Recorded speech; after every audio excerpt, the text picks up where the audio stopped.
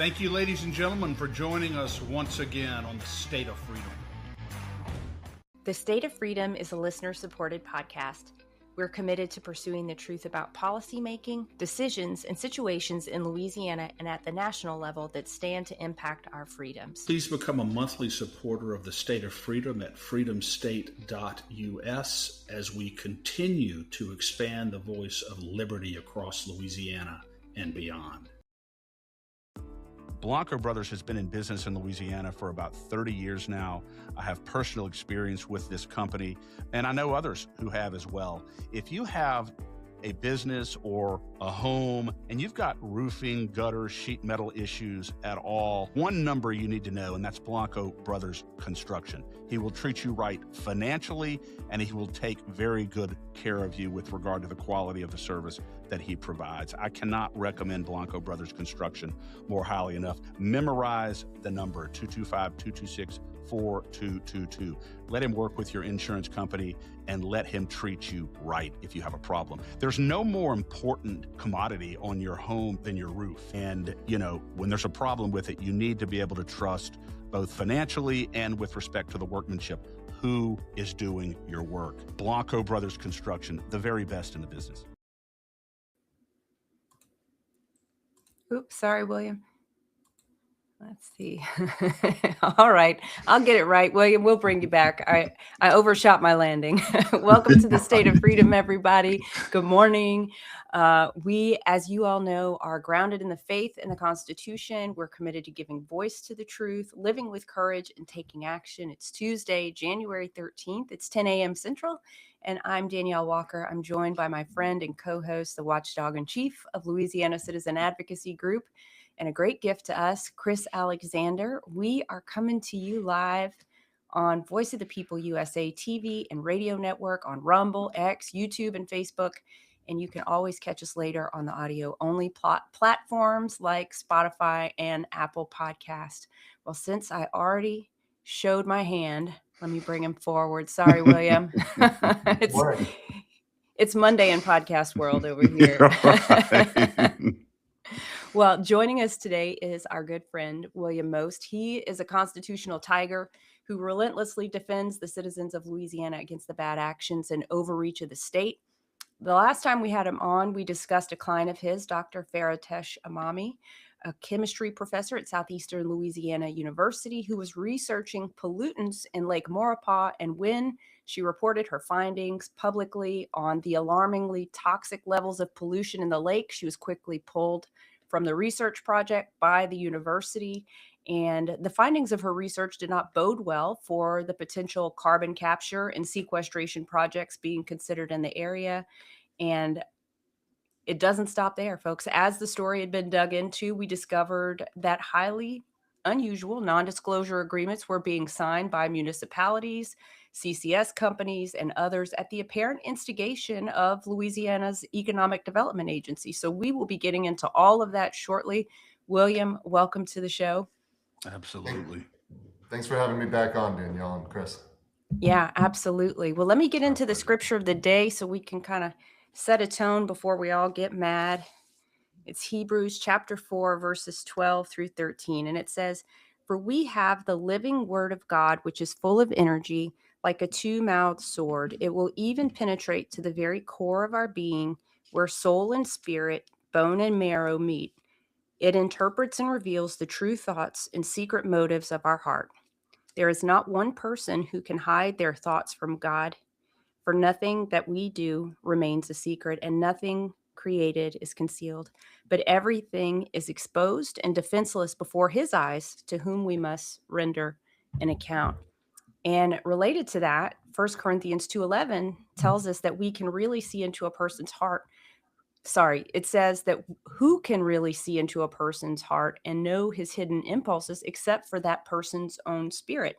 And this passage in Hebrews 4 tells us that the Lord's Spirit does interpret and expose the true thoughts and secret motives of our heart. This is why it's so important to daily, and perhaps more often, ask Holy Spirit to examine our hearts and reveal where we need to be purified, where we need to change our mindset, and where we need to ask for more understanding. Because if we allow wrong thinking or wrong motives to start directing us, we will be like a ship that gets 1 degree off course and then misses the entire continent we're supposed to land on. And when it comes to other people, we don't need to be worrying ourselves with trying to understand the motives in the hearts of others. All we can do is judge by their actions. Matthew chapter 7, verses 16 through 19 says, the fruit of their actions will reveal who they are. If a tree is good, it will bear good fruit. But if it's bad, it will only bear rotten fruit. And it's Jesus who says that rotten fruit deserves to be cut down and burned. So that's what we're in the business of here today, trying to cut down the trees that are bearing rotten fruit and see them burned. And in our situation, Danielle, even though we have our suspicions, we don't really know 100% whether the fruit that's being born is rotten or not, because they're burying the fruit in the ground through these NDAs. You know, through You these can smell non-disclosure- rotten fruit even if you can't see it. well, yes, you can certainly smell it. You can certainly smell it, but they are certainly doing everything that they can do to bury their rotten fruit, are they not? Yeah. William Most is doing everything that he can do to uncover it. William, thank you so much for joining us today. It's always such a pleasure. Thank you, Chris. Appreciate it. Yeah. Danielle mentioned at the outset Foresta Imami. What an incredible case you have. She gave the general outline of it. The great chemistry professor whose speech basically has been crushed in violation of the Constitution for reporting the results of the very people who crushed her, commissioned her to do. What is the latest? You brought suit. What is the latest on Dr. Imami's litigation? Yeah, so it's not yet in court, but we filed an academic grievance seeking to first give the university an opportunity to make things right. Because as you recall, there was public reporting about her work, right, which showed that Lake Maurepas may be more polluted than people realized, and that heavy industry may be related to that. And then immediately, officials started clamping down on her. The very next day, there was a text message that said, we have a plan for Foresta. Subsequent to that, they shut down her access to media, requiring her to get prior permission to talk to the press, even though that's not the rules. And then they quickly removed her from her position.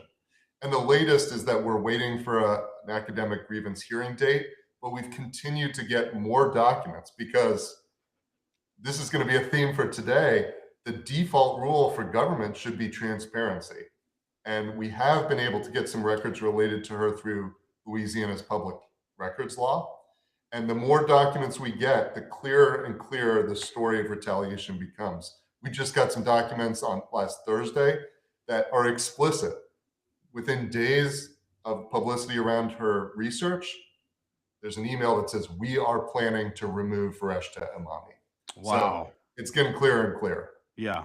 Wow. William, black and white. in what world, in what society of lunacy does a researcher get reprimanded for doing exactly what she was asked to do accurately and reliably, and then publicizing the results of the study that they commissioned her to do? In what society does that exist? Because I wouldn't think that would exist in a constitutional republic. Yeah, not a free society. One of the things that has made America as successful as it is our focus, our unrelenting focus on truth and science and development. And when you start having the government interfere with the work of scientists, you're going down a very dark path of repression, lack of truth, and an inability to succeed as a nation. So I think it's an important thing to stand up to. And you've delved in the course of this litigation, you've delved and discovered more broadly these non-disclosure agreements whereby private corporations are entering into these agreements with local government municipalities on industrial projects, including carbon capture and sequestration. And the local public officials are sworn to secrecy. They're not allowed to disclose the terms and the specific details of these agreements. How big of a problem is this, William? And what kind of a threat does this pose to the democratic process? Yeah. So I think it's helpful to answer that to go back to how I found out about these Yeah, NDAs or non-disclosure agreements, which is I didn't know anything about them. And then in January of last year, there was an article in the Times-Picayune Advocate about it was sort of a recap story about how they got this industrial project done in North Louisiana. And in the middle of this long, long article, there was just a short couple of sentences that really piqued my interest. It said that the head of the Louisiana Economic Development Agency, a state agency, said, quote, "The governor told me to pass out blank NDAs and made everyone sign." And then it had a quote from a state representative Chris Turner, who said that the Speaker of the House came to him and said, quote, "He couldn't tell me why, but that he was going to have to hijack my bill." And the state representative, Turner, said he was nervous because we couldn't answer a lot of questions due to the non-disclosure agreement. But he was eventually brought into the loop and told that the company that wanted to do this was Meta or Facebook. But that jumped out at me. There was a state representative who couldn't tell constituents the truth about his own bill because of a secret NDA. And I wanted to know more. Wow. I don't even know where to start on that, William. So our legislators are passing bills that they don't understand but are told to bring, and they don't know what it's going to be used for, and they can't talk about it. What kind of government is that? I mean, that is wild. I did a bunch of digging. I could not find any other example of any other NDA in the history of the United States. I mean, I didn't look at everything, but I looked as far as I could. I could not find another NDA that had been used in a way like this to prevent a legislator from telling his constituents the truth about his own legislation. And that is Louisiana. Bizarre. It is bizarre. I think illegal. Yes, and agree 100%.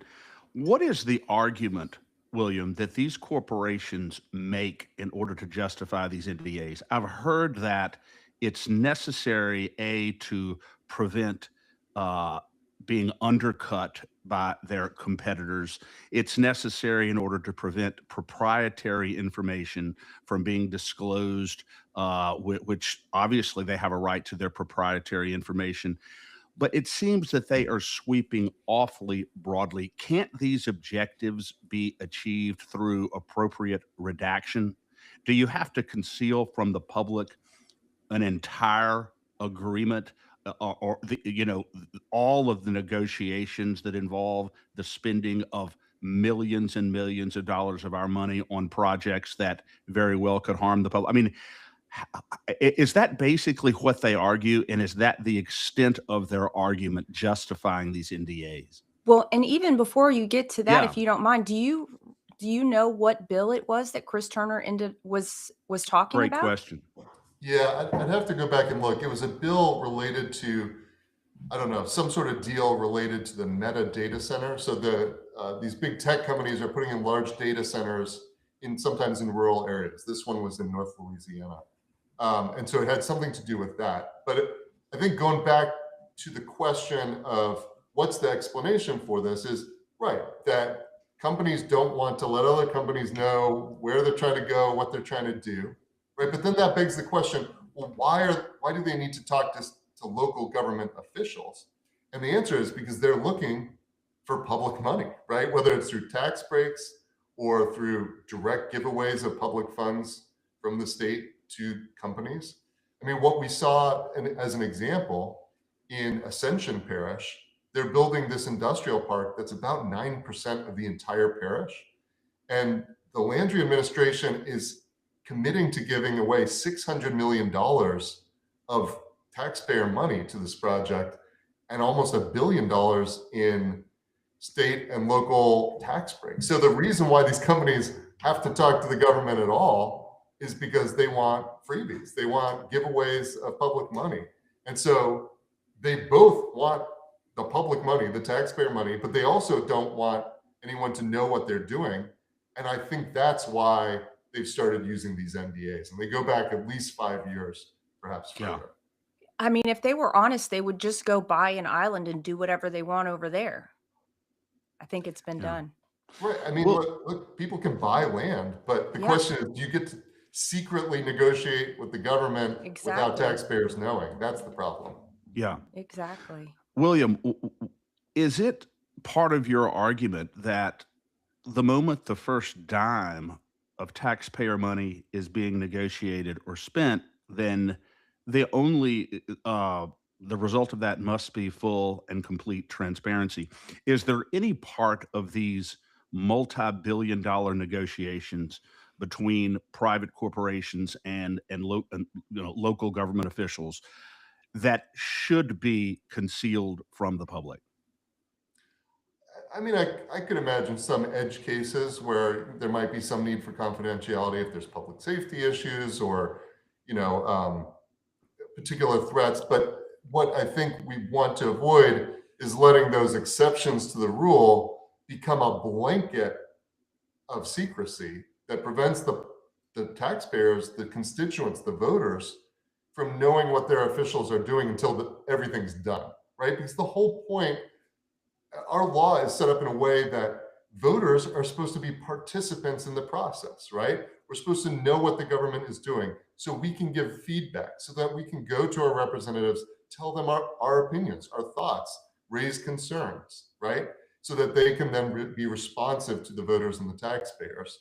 But when you have a blanket of secrecy that keeps the voters out of the loop until everything's done, then you totally eliminate the opportunity for the voters to be part of the process. Yeah. Yeah. Which is required by the law.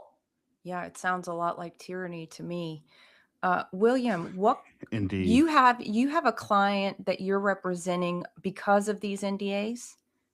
So it's intersecting with some of my representation of clients. So, for example, we're getting involved in Ascension Parish, where there's been votes that are done incorrectly in the local parish, and these NDAs have started intersecting, and we are seeing them pop up. Some of the same companies. I know y'all have been very focused on the CCS, the carbon capture and sequestration. Some of the companies involved in that are the same ones signing these NDAs. So we see, for example, ExxonMobil, CF Industries signing these NDAs. And the way they work is the state agency becomes kind of the middleman of secrecy, right?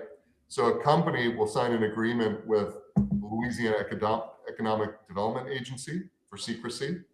And then on the other side, LED will sign secrecy agreements with local officials, including all the way down to like school board members are signing some of these NDAs. So it's the state government is right at the center of all this secrecy. Yeah. Why, William, why are they trying to conceal these things from the public? You're talking about things that directly impact our society fiscally, impact our property rights as it relates to carbon capture and sequestration, impacts our health because of the potential of leaching of the CO2 into the water aquifers. Why are they trying to conceal something that they know is sinister from the public? Is that their motive for this? I mean, this looks like a clear and present danger to the public that they are trying to conceal from the public. Is that your appreciation of it? I mean, it's hard to say. I mean, Danielle opened this with secret motives, right? And secret motives are hard to uncover. I mean, most charitably, the most charitable interpretation is that they want to have secret conversations with local government officials so that they can see what kind of, deals are possible before the company pulls the trigger on coming to Louisiana. The least charitable interpretation is more like what you're describing, that they know that these things are potentially dangerous and harmful to the public. And so they want to keep it secret before the public can mount any sort of response or opposition until after the deal is done. So it's hard to know exactly what the motives are, but it sure doesn't look good when you're trying to hide things from the public. No, Yeah. it doesn't look good. And what kind of remedies are your clients seeking? Maybe in Ascension and others, if you can get into that. Yeah, so for example, in Ascension, we filed an open meetings lawsuit. So one of the transparency obligations in Louisiana is that parish meetings have to be open. Votes have to be held in public. Votes have to be held by voice. Like there can't be secret voting. And what we found is that in a lot of places, including Ascension Parish, things are getting approved by the parish council without the parish council actually voting and say aye or nay. They Wow. just do it with their silence, which is completely contrary to the law. So we have a lawsuit there. And I mean, I think we're looking at, are these NDAs themselves illegal? Because we have a First Amendment to the federal Constitution, right? And that restricts the ability to make public officials and other people silenced, right? Yeah. Because an NDA is essentially a threat that if you speak about something, you could be sued. Right? Yeah. And that kind of threat is inconsistent with the First Amendment in many cases. Yeah. And there Yeah. is indication, William, that local council members who have been essentially whistleblowers, who have spoken out about the details of some of these agreements, have gotten into trouble for doing so. Mhm. And so they're trying to do the right thing. They're trying to let the public know what's going on. But because of these NDAs and the provisions contained in these NDAs, they're being censured for doing so. Yeah, and a lot of these local government officials, they may not have robust legal advice, right? And so when they're asked to sign something, they may not have a great opportunity to run it by a really, a lawyer who specializes in this area of the law. So you've got like ExxonMobil and the state pushing people to sign these NDAs. And, and I think a lot of local officials don't really have an idea that what they're doing might be illegal or improper because they don't have all the same resources that the state and a giant multinational foreign corporation might have, right? Yeah. Have you been able, I mean, this might be a dumb question, but have you been able to get eyes on any of these NDAs? Oh yeah, we have hundreds of them. Oh, wow. We have been able to obtain a corpus, a body of many, many, many of these NDAs, and so we can see that it's not just Meta in North Louisiana. It's not just ExxonMobil. It's hundreds of NDAs. Probably some projects that never came to fruition, and some projects that did, and everything was kept secret. So it's a widespread problem. Yeah. And based on what you see in those NDAs, is there language that would say that if this agreement is breached by the signer, that the state is going to go after the municipality for speaking to their own constituents? That's a good question. I mean, the NDAs do not have sort of sometimes they have a liquidated damages provision, like you have to pay this money amount if you breach it. But these don't have that, which in some ways makes the threat even worse because you don't know how much you might be on the hook for Wow. if you breach the NDA and are sued for it. So, but the whole point of the NDA is a threat of litigation, of lawyers and courts, if you tell the truth about what's going on. Yeah. And as you dig into these that have either not gone anywhere or have moved forward, you can see what kind of damage has been done by the blanket covering all of the machinations behind the scenes. How do you remedy the damage that's already been done by this shield of secrecy? It's a good question. I don't know how effective we can be at undoing what's happened in the past. I mean, I think the best thing we can do is make sure it doesn't keep happening in the future, right? And there are overlapping secrecy things going on here. There's these NDAs facilitated by the state government, right? As y'all have been following, there was also an amendment to the public records law last year, House Bill 461, that allowed some local governments for a process to keep stuff secret locally too. And so there's, I think, a growing tide of secrecy. And I think it's incumbent on the people of Louisiana, if they don't like that, to stand up and say, stop it. Yeah.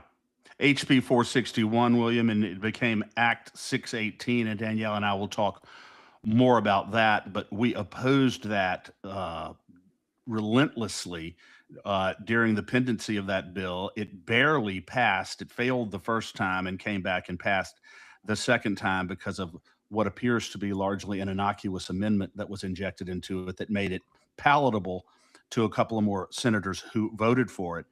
But my broad question is this, William, you alluded to this earlier. There's a presumption of transparency in a democracy. The presumption is supposed to be in favor of public transparency.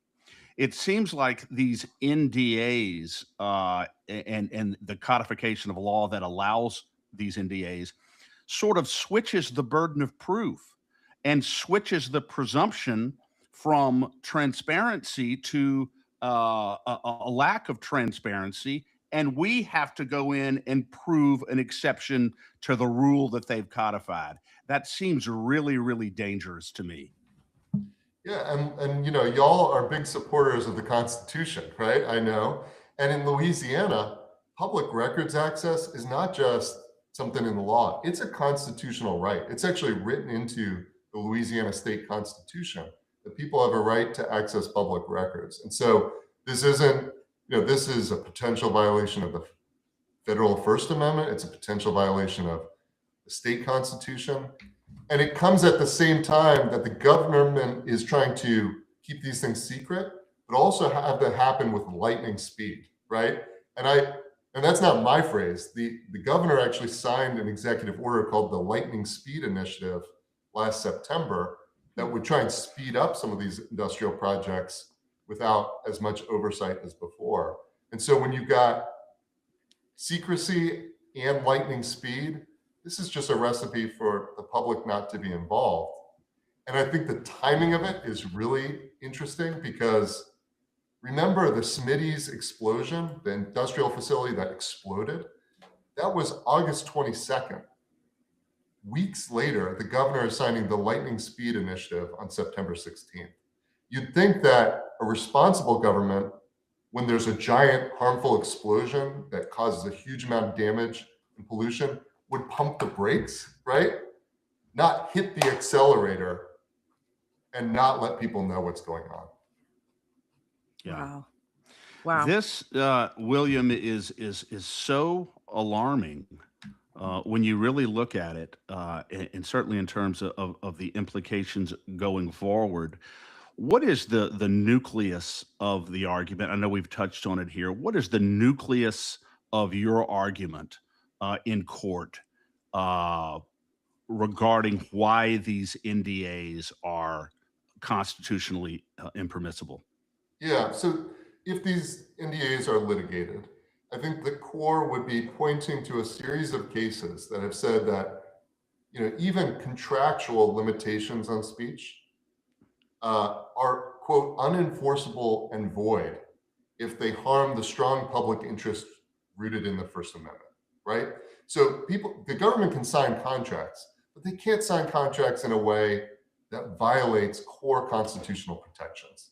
And some of those core constitutional protections, like freedom of speech, government transparency, those are written into the federal and state constitutions. And so the argument is, look, you can sign this piece of paper, but you can't violate the US Constitution, right? You can't violate the state constitution. And so these NDAs, I think, are very suspect. When national groups have looked at the use of NDAs in the government generally, they have found that they are very rarely legal. I mean, there are certain narrow things that can be truly confidential, state secrets, national security information, right? Courts have upheld secrecy related to those things. But just broad, we're going to sign agreements, making it so that state legislators can't talk about their own legislation. I don't see any legal basis for that kind of NDA.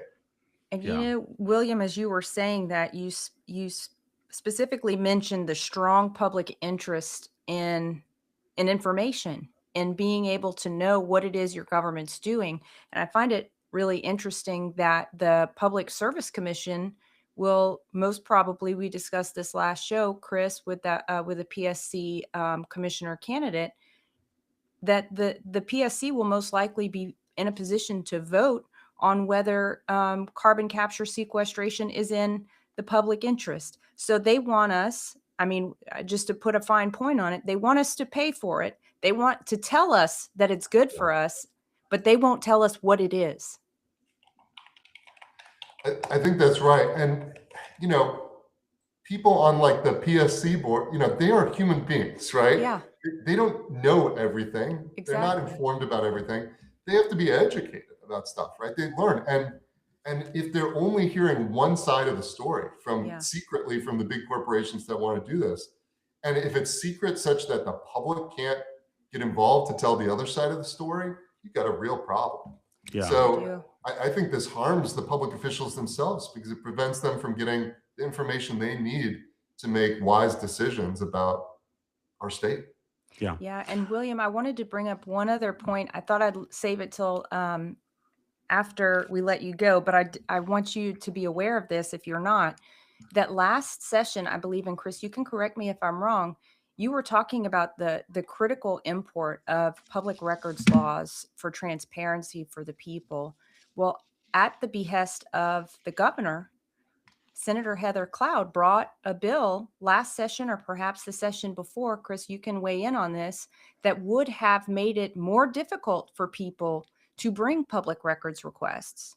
Is that right? Very, very much so, because the deliberative process, which is always an exception generally to the public records law, was so broadly defined in her legislation that it covered so many things that constitutionally the public should have a right to know. It wasn't a good bill, and I don't know if you're familiar with it, William, but it really would have, I think, really put seriously damaged, public access to what really are public records. You're right, because of the way the deliberative process was defined in that bill. But William, I have to ask you a question. This is sort of off the topic a little bit, but with regard to the seeking of public records, there's an argument to be made that if it's a public record, then the public has an absolute right to see it and to know it. Yet they make it so onerous now, some of these agencies, to secure public records. Like, we've made public records in the past for voluminous documents that we've specifically said can be provided in electronic format. And if you have a system set up and you have computer folks who know what they're doing, that's not a tall order for these public agencies to get these things together, put it in electronic format and email it. Yet they are charging thousands and thousands and thousands of dollars to people to get access to these records. That seems to me to be just a terrible impediment to people being able to get access to public records. So Chris, be careful, because this is one of my pet peeves that you're activating here. Yeah. This drives me absolutely crazy, because we do public records requests all the time. And the statute, the law is extremely clear. The only thing they can charge you for is the cost of copying. They can't charge you for searching. They can't charge you for other stuff. They can charge you for the cost of copying. And how much does it cost to copy a PDF, right, into an email? It doesn't cost you anything, right? And yet you do get these bills that say thousands of dollars. We had a bill. It's unbelievable. We got a bill for more than $50,000 to get public records that were in electronic form. And we successfully argued them down to the cost of a flash drive. I think it was like $12. Because there's a case that says, look, if someone just wants the electronic records, this is a City of Pineville case, and you can just give it to them on a flash drive, that's the cost, right? Not imagining some thousands and thousands of dollars. So, I mean, I think there's widespread failure to comply with the public records law. And so we should be, as a state, strengthening that public records law, creating stronger remedies for disobedience to it, not weakening it. That's my personal pick. I agree. I'd like to get the case, William, maybe when we're offline, the Yeah. case that you relied on there, because I know that a lot of advocacy groups are having a huge problem on this issue, and it to me it's just absolutely obnoxious, But so so, William, on a scale of 1 to 10, specifically as it relates to carbon capture and sequestration, because that seems to be really taking on a life of its own in the state. It seems like the opposition to this racket is reverberating across the state more and more every day. How big a problem are these NDAs specifically with respect to carbon and capture sequestration, based on what you've seen? It's hard to say. I have not tried to tie it directly to the CCS stuff. So it's hard for me to say specific to that. I can say, looking at the NDA problem as a whole in Louisiana, to my mind, this is as close to a 9 or a 10 out of 10 as you can get. And particularly because of the idea of the way it inhibits state officials, including legislators, from feeling like they can tell the truth to their constituents, right? That is a fundamental breakdown of democracy. So, I don't think I can narrow it down to CCS, but this is a pretty big problem. And I don't think people have woken up to how toxic this is for a functioning democracy. Yeah. If you were authoring, I know you're not a legislator, William, but if you were attempting to legislatively correct what is in place now in the law in the form, HB 461, or any other legislation that allows this or has codified this menace, and I think it is a menace. What would it look like? What would you what would it look like? I mean, you could pass a law specifying that certain contracts are void as against public policy, right? We do that in other scenarios. For example, the state law provides sharp restrictions on non-compete agreements, right? They say you can enter into all the non-competes you want, but they're void and unenforceable unless they meet these specific criteria, right?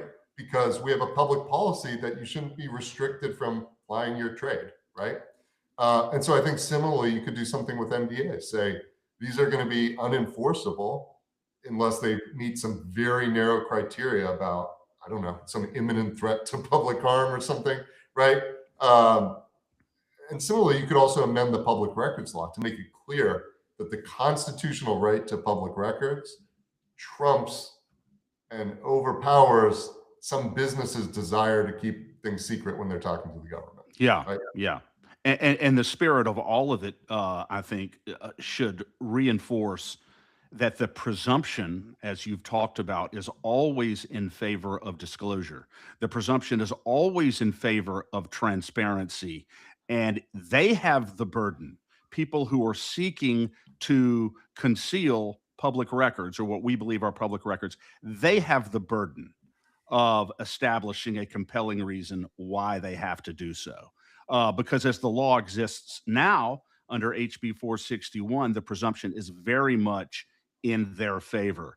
And I think that's really unfortunate. But we're going to be fighting hard on this, William, just like we did for it. Look, it barely passed the last time, and I think the circumstances now. Would you agree with this, Danielle? Are very, very different in some ways than they were when this legislation was passed. So I think there's a lot of heat and a lot of incentive to get something done about this legislatively. Yeah, I think the water is boiling under a number of these legislators, and they'd like to get this out of, I don't know, out of the boil out of their behind. Well, I guarantee you they would, and but we have a responsibility, and William knows this, to make sure that the constituents and that the voters know exactly how they voted on these things. I give a lot of credit to Thomas Presley from Shreveport for standing up on the floor and opposing this for many of the reasons that we're talking about today.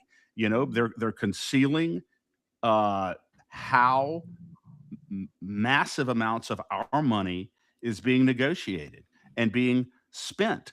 William, do you think that it is too extreme to say that anytime a negotiation involves the expenditure of our money, every facet of that negotiation regarding whatever project or enterprise it happens to be should be fully transparent to the public.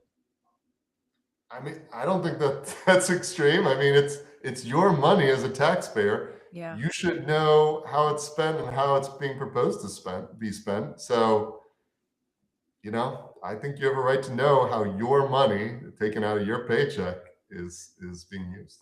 Yeah. 100%. And it seems like the arguments on the other side of it, William, that we've discussed before are very, very weak. The arguments that they make as to why these things have to be concealed. I haven't heard a very compelling one yet. No. Yeah. But anyway, William Most, what is the next step at this point in the litigation? We've had a lot of people contact us regarding Dr. Imami.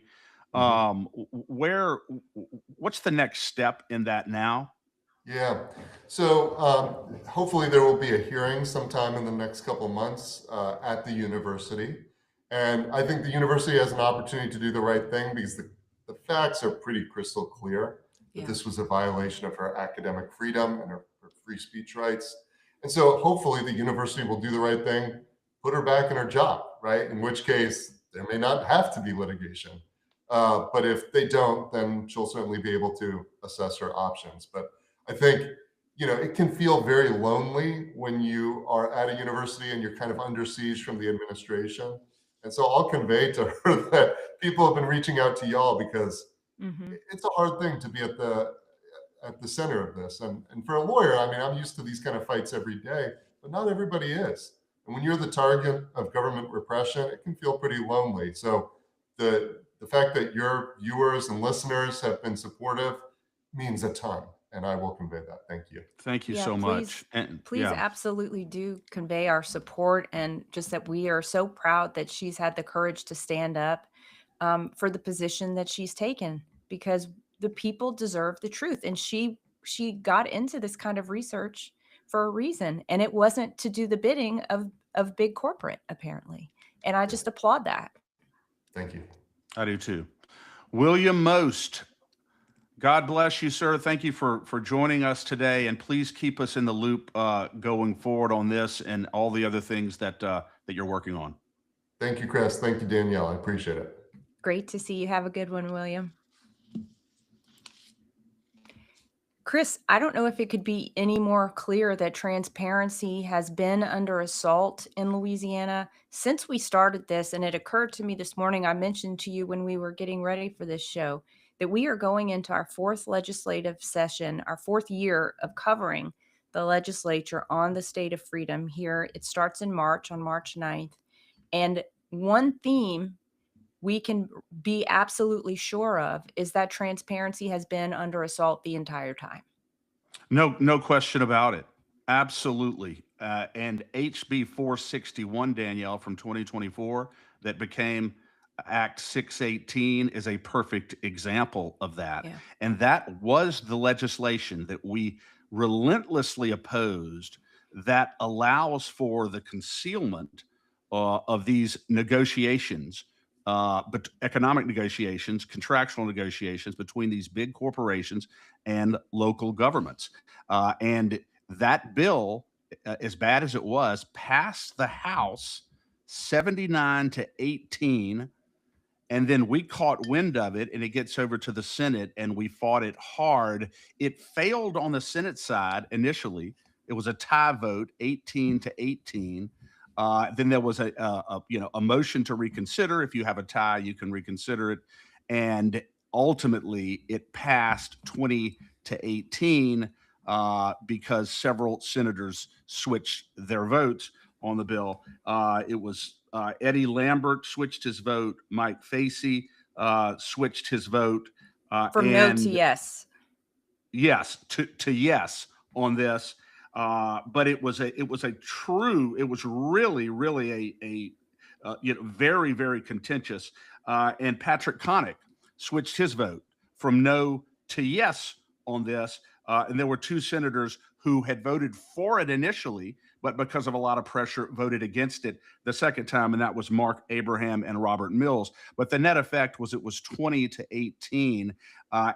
It's just extraordinary that any negotiation involving more than $5 million of our money, those negotiations can be concealed from the public for 12 to 24 months. Well, by that point, Danielle, the horse is out of the barn, the things are moving forward, and by the time the public finds out about it, it's almost impossible to stop it at that point.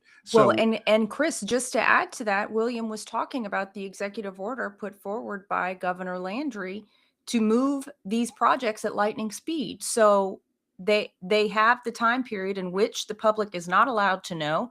Then they move full speed ahead at the behest of the governor. And then after it's all said and done, then the people can find out in the aftermath. yeah, so it's actually a toxic little cocktail here, because while we're being excluded from the process and getting information, they are accelerating the rate at which they are concluding these negotiations, finalizing these projects, and moving forward. So we're even in a worse position than we would be if they were simply proceeding at the rate that most negotiations proceed at.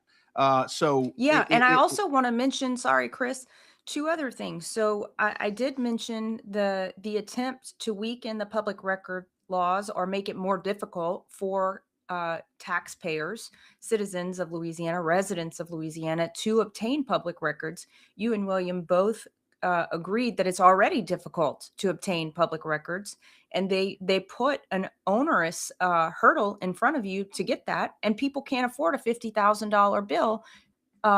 And the other thing I want to mention is when we were arguing against this legislation in 2024, one of our main concerns was corruption. Well, what was the other place that they did not want transparency, Chris? It was in the ethics board, if you recall. That's exactly right. That's exactly right. You're talking about Representative Dickerson's HB 160. Yeah. Yeah, HB 160, where her legislation that would require that anybody who receives or is the target of an ethics complaint at some point during the investigation be allowed to know who is accusing them, who is their accuser.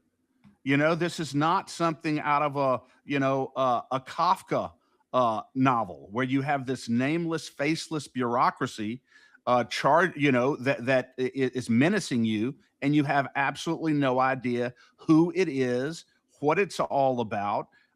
And so her bill would have required full transparency with regard to ethics complaints. That bill died on the House floor, and that is just absolutely extraordinary.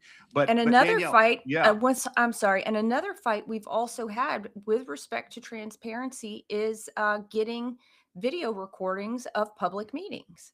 Now that did pass ultimately, but I recall it was not a walk in the park like we would have assumed, and I believe it was Mike Johnson who brought that legislation. yes, exactly right. And to Representative Johnson's credit, that would require the live streaming, the live broadcasting of all municipal meetings. And so, yeah, that you're exactly right. But it just seems as though a government that is charged with securing our basic rights to know who is governing us, how they are governing us, they are the very ones who are trying to make it so difficult for us to do just that, to know what's going on in our government. And it's very unfortunate. And Danielle, at the top of our agenda, I can tell you, this session will be to repeal this HB 461, especially in light of what it has wrought. And I guarantee you that the people who were pushing this, the Jean-Paul Coussants, who were pressuring and pushing people to pass this bill, who's now sitting on the Public Service Commission, I guarantee you carbon capture and sequestration was foremost in his mind and in the minds of many others when they passed this legislation. Well, the heat is on now, and the Well, public is aware of what's going on. well, I'll just say whether it was on his mind or it wasn't is of no consequence to me. The bill passed and they're concealing from the public information that we have every right to know. And they have set it up so that the people are unable to know. It's difficult to find out. And by the time you find out, your land has already been taken and your water's already been polluted beyond repair. Yes, Danielle, they are concealing. The government is complicit with private corporations to conceal what is a clear and present danger to Louisiana citizens, a clear and present danger with regard to eminent domain, the seizure of private property for this, with regard to this expenditure of massive amounts of our money, and with regard to our health and basic public safety because of the damage that this can cause to our water aquifers and other things. It's a clear and present danger, and our government is acting systematically to conceal these dangers because they're concealing these agreements that are ushering these things into our parish. I think it's absolutely reprehensible, and HB 461 is what principally allowed it to happen. And as I said a little while ago, Danielle, it failed the first time on the Senate side, 18-18, because of a lot of pressure from us.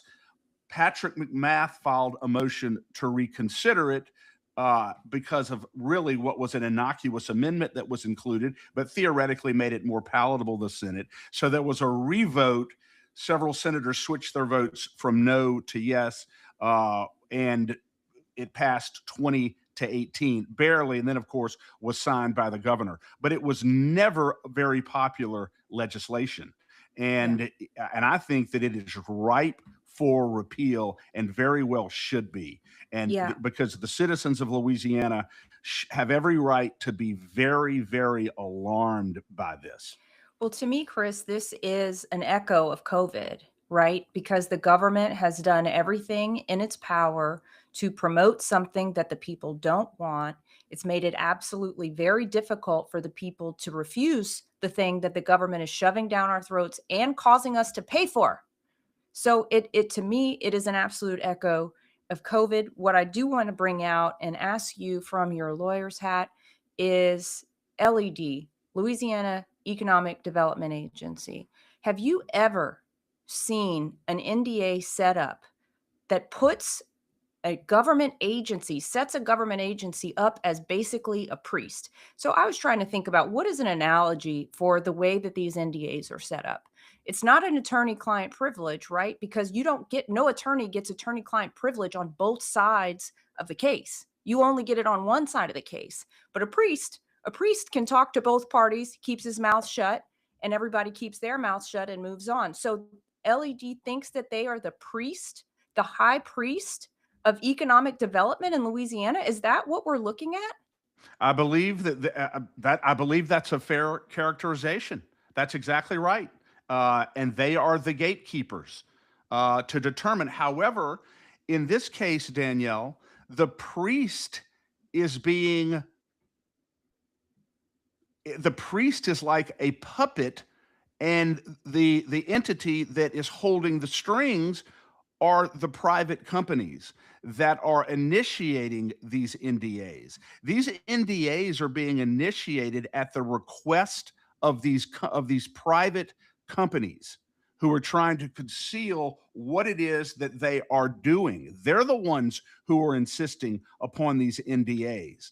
And the legislators and our state government is acquiescing to these NDAs, either because they are philosophically supportive of carbon capture and sequestration, or simply because the pressure and the weight that's put on them by these multi-billion-dollar corporations is just too much for them to resist. And I will guarantee you that between the time that HB 461 initially failed in the Senate and then ultimately barely passed, I will guarantee you that there was enormous pressure brought to bear by private companies, these CCS companies, on these senators. They knew that we only need one vote. We need one vote, and they got what they needed. And I'm not criticizing Senator Mike Facey because he wasn't the only one. Well, I am criticizing him, frankly, because he switched his vote from no to yes, along with Eddie Lambert and Patrick Connick. They both went from no to yes. Do you think for one second that these big industrial corporations were not exerting major pressure on those guys No, to they make absolutely to were, make the Chris. right vote on there? I And have don't you no think they doubt. were exerting major pressure on Governor Landry to exert pressure on these senators to pass this? I guarantee you they were doing that. Well, You I know, think it bears mentioning, and this is the connection worth mentioning, that Senator Facey has a pipeline business, and so he does get business from carbon capture. And Jean-Paul Cousson went from the Senate after carrying this bill to the Public Service Commission, which is going to be regulating carbon capture. So I don't think those are dots that can go unconnected or unspoken. We can't say, like we said at the outset, we're not trying to sit up here and judge motives, but we see the fruit. we see the fruit. I mean, Jean-Paul Cousson, it figures very significantly in all of these things with respect to carbon capture and sequestration, the non-disclosure agreements, the fact that he's now on the Public Service Commission. I mean, keep in mind, it was Jean-Paul Cousson who was instrumental in killing very, very important legislation back in 2023 in the House Natural Resources Committee that he was chair of on CCS. So, I mean, he is deeply in the bag with the carbon capture and sequestration industry. There's no question about that, as are some of these other legislators. But, the citizens are waking up, Danielle. People are waking up at this point. And I believe that this session upcoming on issues like these non-disclosure agreements, on issues like carbon capture and sequestration, are going to loom heavily over that legislature. And the number one concern that they all have, I guarantee you, as a result of this show of the State of Freedom, all of them have gone and researched the 14 Republican legislators in South Dakota who were driven out of office after they failed to stand up for the people on this issue of carbon capture and sequestration. And they don't want that to be their fate. Representative Mike Johnson, whether he's sincere about it or not, I don't know. I would like to believe that he is sincere. I saw a video that he did yesterday in which he is bringing legislation to fully repeal eminent domain for any reason with regard to carbon capture and sequestration. I haven't read his bill yet, but I will read it, and we will see where that goes. And we will see if the complexion of our legislature has changed over the last year, because a lot has changed with regard to the public's knowledge and perception of this carbon capture and sequestration menace. So we will see how serious they are about addressing these concerns. Yeah, I think you say their complexion has gotten changed. We'll see if it changed. I think it's gotten pinker from the heat, personally, but we will see. And I've learned my lesson, Chris. I say this now that I've learned my lesson. We'll see if it's true.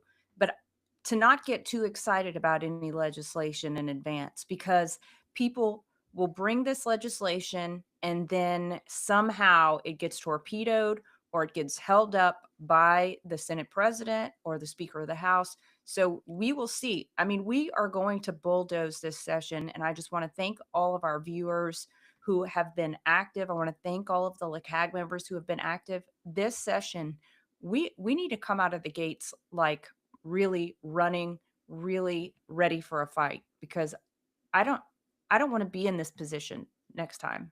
I don't want to be in this position next time either, Danielle. And if our listeners and our LCAG supporters and all the listeners to the State of Freedom, if they do what we ask, and it doesn't take a whole lot of time, it really doesn't. It's not a huge investment of your time to make a big impact and a big difference. So during the session, especially, make sure you're listening to the State of Freedom, because we will be bringing you information in real time, and we will ask you to do certain calls to action that don't take long, certain little actions that you can take. And if everybody is doing their own thing, making their own small effort, that collectively becomes a massive, massive force. Yeah. And I believe that it makes a huge difference. But you're right, Danielle. We have got to bulldoze this Yeah. session. Other point I want to make is this: I have seen it down there as head of LACAG more than one time, testifying in bills and legislation.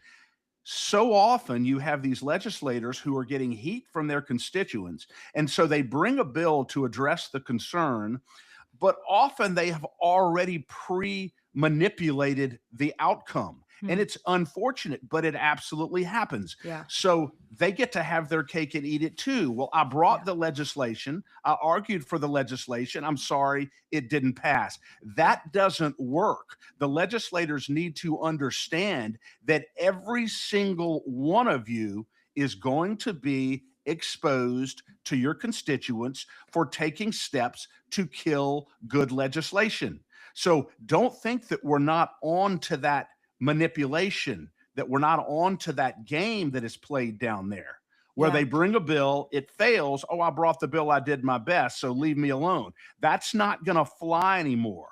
Not with Yeah. LACAG, not with the State of Freedom.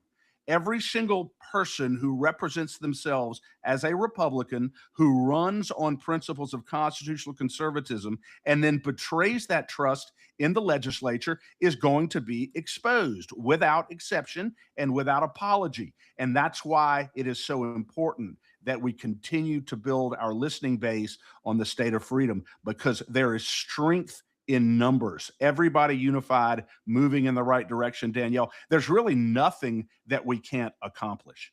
Yeah, and Chris, I just want to mention another tactic of the legislature, and whether it's by design, but it's also kind of a function of rote memory, which is to flood the zone. We're going to be looking at thousands of pieces of legislation this session. Mark my words. I know that there will be at least, I mean, probably 1,000 pieces or more of legislation brought that we have to be prepared for. And so it's going to take a lot of hands. It's going to take a lot of eyeballs and a lot of voices to cover the breadth of this. We can't cover it all alone. We need people to be engaged on this, because things slip through the cracks, things sneak across. They try and put really boring language out there to make you think they're doing absolutely nothing of importance, nothing to see here. And that is some of the most treacherous legislation there is. We have seen it ourselves with regard to elections, Chris. We have seen it. We have lived it. So I just want to make that point. And no, I know, Chris, you also wanted to make a correction on the record with regard to some of Mark Wright's votes that we spoke about on the show last week. Do you have those in front of you? Sure. Yeah, it was on a bill because Representative Wright reached out to me on this, and he was right. It was one bill. It was HB 685, where we represented that Representative Wright had voted. It was absent, I believe, for that bill on the House floor, Representative Chenever's bill to purge our public agencies from DEI, critical race theory, all these Marxist concepts that permeate our public institutions. But he was present and he voted in favor of that. I had that confused with his absence on HB 400, which was another one of Emily Chenever's bills, which was equally important, which would have codified, as if it's sad that it needed to be codified, that parents have an absolute right to know and to give their informed consent before any medical, counseling, or surgical procedure is performed on their minor child, or they get any kind of medical treatment. Because believe it or not, in Louisiana, now a minor can go into a doctor's office and receive medical treatment, counseling treatment, whatever, if they say the right words when they're there, whether their parents know about it or not. That was a hugely important bill. HB 400. It passed the floor. And as you know, Danielle, it ended up being killed in the Senate Health and Welfare Committee for very bogus reasons. That was the bill that that Mark Wright was absent for, but he was present for 685 and voted for it. I wanted to make that correction. We did get that right in his scorecard. Okay, it's right in the scorecard, so it's all correct there.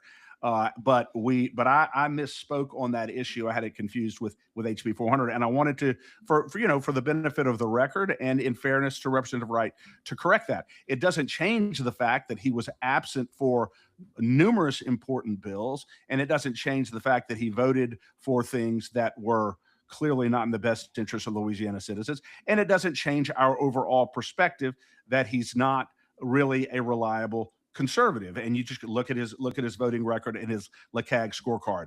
But we got that wrong. We wanted to correct the record on that. So thank you for giving me the opportunity to do so, Danielle. Oh, yeah. By the way, Representative Wright voted for this HB 461, Stephen Jackson's bill, codifying all these NDAs, the one we were talking about with William Most. He voted for that along with 79 other state representatives. And he voted for it before the supposed amendment that provided some cure for the original bill. He voted for the original version of the bill. So anyway, but that was in 2024, not covered in the 2025 scorecard. Yeah. And Chris, just a reminder, or, if a legislator doesn't know what it is they're voting for, do they have an obligation to vote against it? Absolutely. Absolutely. They have a right to vote against it. Daniel, one of the big... Is it a right or is it an obligation? If they you have don't know what you're... Not right. I'm sorry. They have an obligation to vote against it. It's interesting that you mentioned that, Danielle, because one of the big explanations, it really, the common denominator among almost all of the Republicans who voted in 2020 to establish eminent domain for carbon capture sequestration in Louisiana, the bill that declared CCS a public good in Louisiana to protect the environment, just a horrendous piece of legislation. Well, they're being criticized for it now, and many of them state, we didn't know what it said. We didn't understand what the bill said. We didn't understand it. We didn't understand what a menace it ultimately would become. Well, you avoid that problem in the future by doing what you just said, Danielle. If you don't know what a bill says, or you are unclear about whether it's good or bad, you vote against it. You don't vote for something if you don't know what it does or the implications of it. I think that's reckless and irresponsible. So I would encourage every legislator, as a matter of policy, if you don't know what a bill says, don't vote for it. Vote against it. Yeah, and don't even vote present, right? Because this is adding a new law to the books. So you are putting a new level of onus, a new level of accountability, or a new restriction on a people that you are supposed to represent without understanding what it is. So if you are a legislator and you are faced with bills that you don't understand, even bills you haven't had time to read, because who can read 1,000 bills in 3 months? I mean, good grief, and really understand what they mean. I know they have staff, but they have very limited staff. So my encouragement is you start with a position of no, and you get convinced to vote for it. That's how it works. You don't start from a position of neutral. Start from a position of no.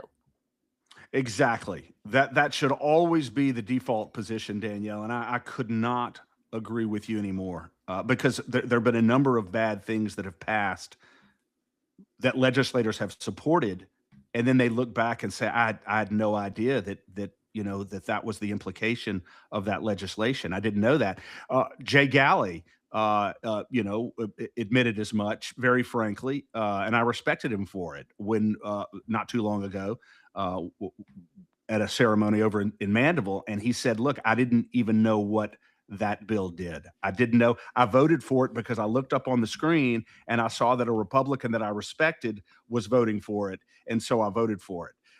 But he really didn't understand what the bill was doing, and that's pretty rare for Jay Galley, who's typically a reliable conservative and a good representative. So, yeah, you are so right about this, Danielle. Yeah, and I just want to make a couple of announcements, Chris. Tonight at Covenant Church in Homa, we are having 2 more nights of revival service. I've been at the last 2 nights. It's been incredible. 6:30 p.m. Today and tomorrow. If you can make it, if you're in the area, I would encourage you to do that. You will be so encouraged, so filled up. And on Thursday, We the People Bayou community, we're hosting a meeting in Thibodaux. I'll be moderating. Chris, you'll be on the panel. Gary Musgrove and Colonel Mark Guillory will be there with us as well. This is about carbon capture, kind of all the latest happenings there with respect to eminent domain and the fight against it. If you are interested in joining us, you can get all of the details at wtpbayou.org. You can look it up on our Facebook page as well. And Chris, we can share it to the LeCag page and the State of Freedom page in case people have trouble finding it. Just remind me I said that.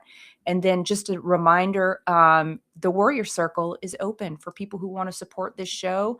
Yay! You can do it for as little as $10 a month, $5 a month if you're 30 years of age or younger. We want this to be accessible for everyone. What do you get from the Warrior Circle? You get 2 exclusive meetings a month. You get one with a guest, and this month's guest is JJ Carroll.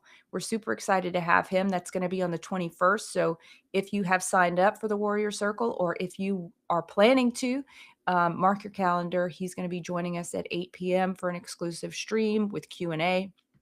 And at the beginning of the month, the first Wednesday of the month, we'll host a stream that will have an exclusive chat feature for members only, but we'll be streaming to the public. But we'll be able to take Q&A and even call-ins. So that's really exciting. We're looking forward to that, and just can't thank you enough for the support you all have given us so far.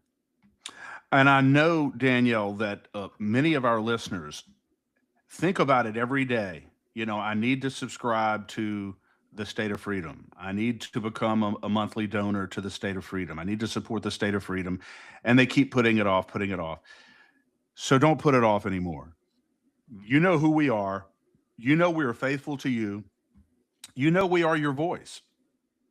But we cannot continue to become the powerful voice that we are becoming without your support and without your effort. You don't need a whole lot of State of Freedoms out there. You only need one if you support it and you promote us and you subscribe and you share and you donate it. We are really competing against the voice of the enemy.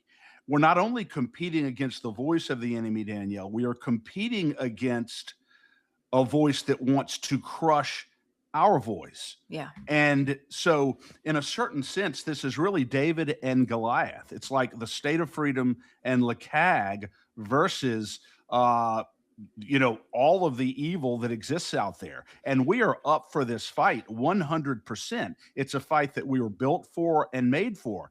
But just understand that we are uniquely situated and uniquely suited to be your voice of hope in the legislature, your voice of hope nationally, and to help preserve your liberty and your freedom, not only for you, but for the next generation. And we're going to continue to do that.